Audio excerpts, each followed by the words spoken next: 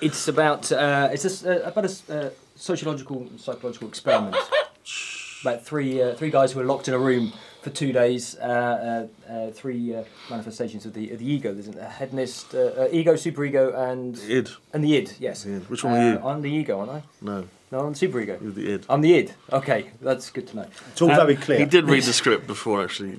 Well, actually, no, he didn't read it. I didn't read the script. I made it up to went long. It was largely improvised. So three extreme personality types get locked in a room for 48 hours with no monitoring, no rules, and nobody sort of checking on them, and just to see what happens. They have very little food, no water, and lots of whiskey.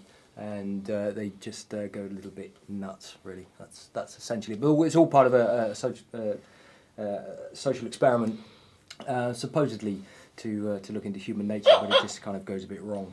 And the darker sides of the human psyche come across when they kind of realise that it's a bit more kind of serious and dangerous than they expected. The idea was more of a sort of documentary thing.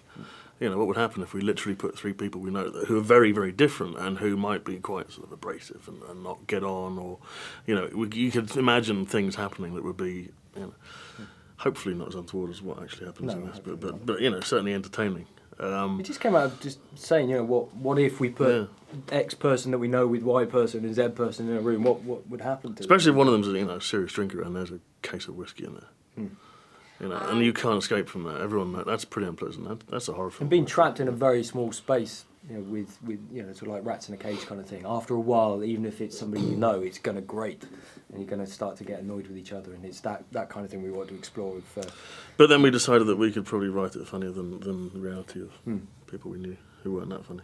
But obviously, it's a psychological experiment, which actually extends into a theosophical experiment. That's a good word. For those who haven't really... Cormac taught me that word. It's great for me. Raindance. I did a Raindance course years ago in filmmaking, and I always wanted to have a film that I produced to be premiered or shown at Raindance. And last year, Paul and I did a film a couple of years ago that had its UK premiere at Raindance, and so for us, this is our second year in a row that we've had a film premiered here. We're very lucky. Yes. But we're all very much vociferously independent filmmakers, you know, and so, you know, Raindance is the proper, true festival for this film to premiere at. It's about as UK. independent as we could get. It's, you know, there was an entire cast and crew, including dailies and runners and things, of less than 20. The whole thing was shot in 7 days in one location on a very minimal budget. And which we don't tell people that. Can't tell them what the budget is. But so it was a really, really independent nature. It was just so small scale. We just went and did it, and we found this amazing location. We sort of stumbled upon, and we were very, very lucky to get it. And you know, we didn't really care about how it was going to turn out. We just went for it just to see what was going to happen. Put these three people in a room, you know, give them a drink or two, stick the camera on them, and we have the freedom of it as well, because the nature of the way the film was made. The three actors in the room, myself being one of them, were given absolute freedom to do what we wanted. We didn't have to worry about continuity with the way we shot it, and there was no set blocking except for one or two very specific points.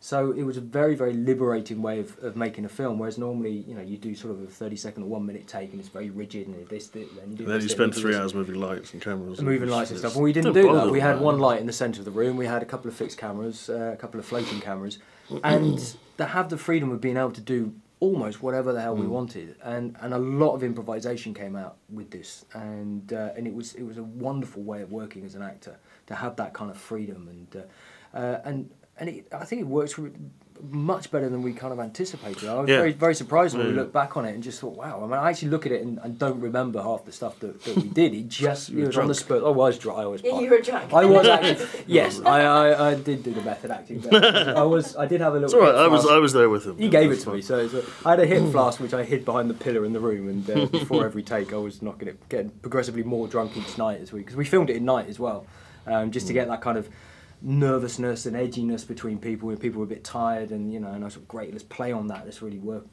that kind of edgy atmosphere, and we'd sort of wound each other up as well a bit, just to kind of just push it really, and but the whole thing was done in such an independent way. It was a very, very free way of doing it because it was so small, such a small cast and crew, you know.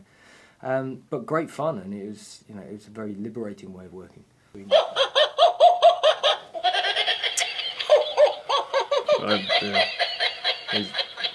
He always has to get the last word in.